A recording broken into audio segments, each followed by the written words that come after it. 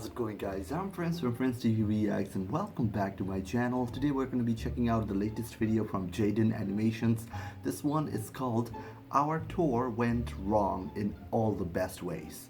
Now, Jaiden, I think, went on a tour at the end of the last year with James and other animators. So we're going to find out, well, how it went all wrong. I guess in all the best ways. Okay, let's go ahead and play. As some of you might know, James, Dom, Ross, Aaron, and I went on a tour back in October doing a show called Scribble Showdown. It was the first tour we've all been on, besides Aaron, because he didn't wait for us. The shows were all super fun, and we all enjoyed touring with each other a lot, and honestly, it was the most entertaining thing I've done in a while. But this video isn't about the shows. It's about the in-betweens. We had to perform in Boston, Brooklyn, Austin, San Francisco, Medford, Seattle, and Portland, all within 11 days.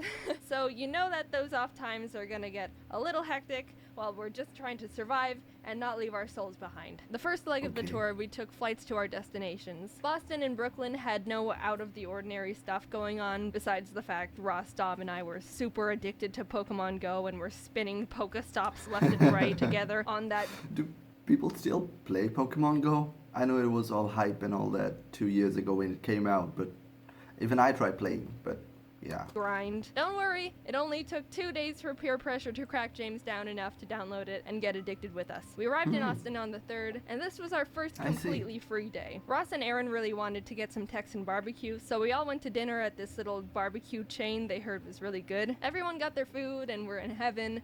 Except for me, because vegan check. But honestly, it did look really good, and I was glad they were enjoying it. Afterwards, Aaron and James wanted to go to a card shop for Magic the Gathering. Jaiden is vegan, like full vegan now. But you're gonna be going to a barbecue place and not have any of the barbecues? Oh, that's... cards since a new pack was coming out. So we headed over there, and one of the employees' names was Jojo, and he was a dog, and I miss him. The next day we got into the van to head to the venue, and Ross just goes, "So, did anyone else have a rough night last night?" Turns out, Ross, Dom, and Aaron all got food poisoning from the barbecue. James and I were safe because I didn't eat any, and I don't know, I guess James is weird. The next 3 days... because James is weird. I guess he's been eating too many candies, so he has a stronger immune system, I guess. So yeah, after all, being vegan has its own silver lining. The day we had was in San Francisco. We were a good 5 days into traveling, and some of us were running out of clean clothes to wear. Oh no. So instead of finding a laundromat, we headed over to a Target nearby to just buy new ones. After shopping a bit, we noticed there was a huge arcade right next door, so of course... we went in. Aaron and Dom played some DDR, but what caught Ross and James's eyes was this big, elaborate VR setup where the players are strapped into these adult baby walker-looking things. I mean, anyone with eyes could tell this thing was jank as hell, but that just made it more essential to play. Ross asked the guy at the stand if they could play, which the guy said they needed arcade cards to scan, so they went and did that, and when they came back, the guy was finishing up working at the bumper car booth, looked over at us, and just walked out of the arcade and left. What?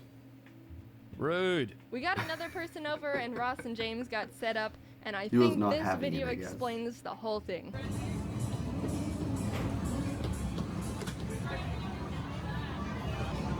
Wow. After the San Francisco show, we switched over to travel by tour bus, which we were all super excited for. There were 12 bunk beds, 2 lounge areas, a TV where we all played Smash on, and 1 bathroom. The only main rule was you can't poop on the bus. I won't get into details, but technically you can poop on the bus, but you essentially destroy it from the inside out. Oh no. So no pooping on the bus. This is the pinnacle of luxury. Given that information, we all got mild poop anxiety. As soon as you're told you can't poop within a certain window of time, it becomes your body's personal goal to aim for those hours and those hours only. Luckily, Yup, it's a common thing. I wish I've had this happen to me so many times before long tours, but yeah, that's poop anxiety. It's a real thing. James, Dom, Aaron, and I were okay. But it hit Ross hard. Maybe it was the fact he got the worst case of food poisoning out of all of us, but he couldn't poop if his life depended on it.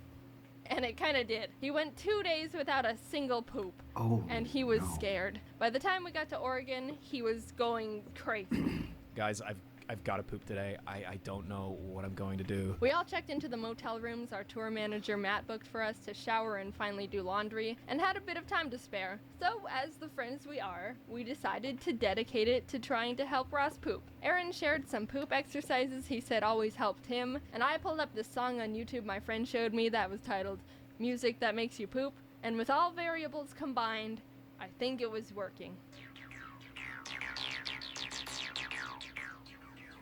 What the fuck? Ross is really trying to poop right now. You can't poop on the bus, dude. You gotta get it out before you get on the bus, because the septic tank can't handle the poop. It can only do urine, so you gotta poop before the bus takes off. Because if the bus takes off, you gotta wait for the next stop. So I don't want to wake up in the middle of the night and have to shit the bag and throw it out the window. I don't want to be that guy. I don't want to litter. I want to be the big boy. I want to take a big shit.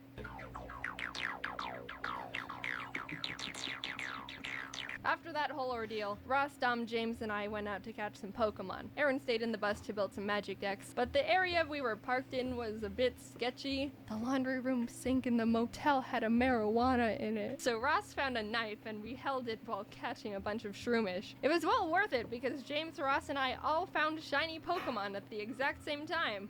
By the time we got back, James and Aaron were really hungry. Ross, Dom, and I got Taco Bell, but we also all had that this morning, so James wanted to try and find something else to have, which was a mission failed. So he and Aaron went out to get Taco Bell, but by the time they walked over to it, only the drive-thru was open. They tried to just walk up to the window, but to no avail. They didn't have enough characteristics to pass as a car, so they had to turn to the only option they had. Call an Uber to go through the drive-thru in. It worked. So basically all of us had Taco Bell for breakfast, lunch, and dinner. We were living like kings over here. Yeah, in Seattle, we got to the theater, and Matt reserved another room for us to shower in at the hotel next to the venue. I wanted to wash my face, and Ross wanted to freshen up, so as we were walking out to go to the room, Matt grabbed us and said, "Look, when you walk in, don't talk to the concierge or anything. Don't even look at anyone. Just go straight to the elevator and head up to the room." So we're like, okay. We walked in and did exactly what Matt said. Didn't talk to anyone, didn't even breathe in anyone's direction. No oxygen was stolen. Just went over to the elevator, pressed the button, and then out of nowhere, the manager pops out of a mystery door right next to us that we didn't even know was a door and goes, "What room are you going to?"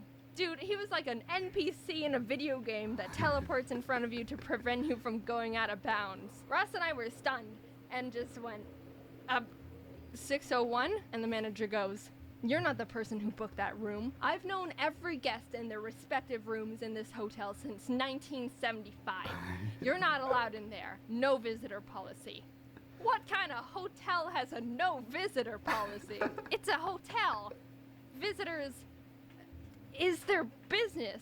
So we went back to Matt and explained what happened. One of the managers at the theater went over to talk to the manager in the hotel because the hotel owns the venue. But the thing that was really annoying to us was that we were the ones who were performing at the venue, which directly affects the amount of rooms they sell. I should give them some slack though. To their credit, they did tell us they'd let one more of us go into the room if we paid a fee of $80. So, not to name drop or anything, but would I recommend you stay at the hotel next to the Moore Theater in Seattle?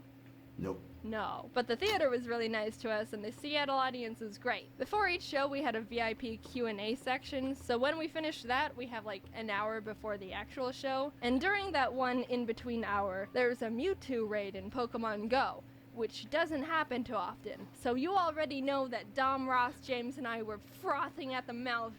Oh my god, we gotta get that Mewtwo. After the Q&A, we all got up calmly, walked off stage, and when we were out of sight, literally bolted out the back door of the venue and ran down the street to a Mewtwo raid. By the time we finished it, there was a crowd of like 30 people also catching Mewtwo. Not people who watched our videos, just normal people who all just wanted a taste of the Neutron style. We all caught a Mewtwo and actually had time to get another before the show starts. So there was a march of 30 people just playing Pokemon Go, working together to get Mewtwo's, and it was the most beautiful thing I've ever been a part of. Also, James caught a shiny 3-star totally all by himself. Ross definitely didn't need to help him.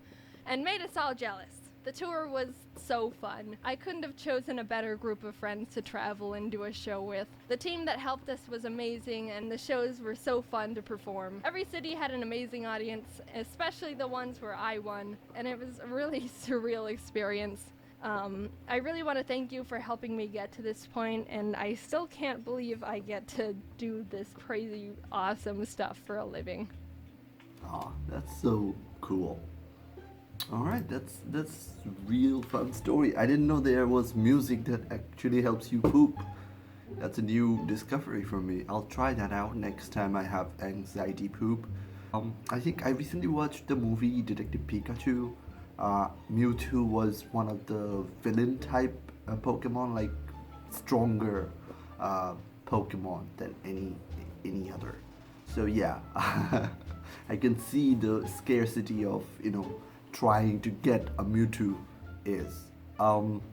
Yeah, and what hotel doesn't have a $80? Yeah, you gotta pay $80 to enter and visit someone at the hotel. What the fuck? That's pretty crazy.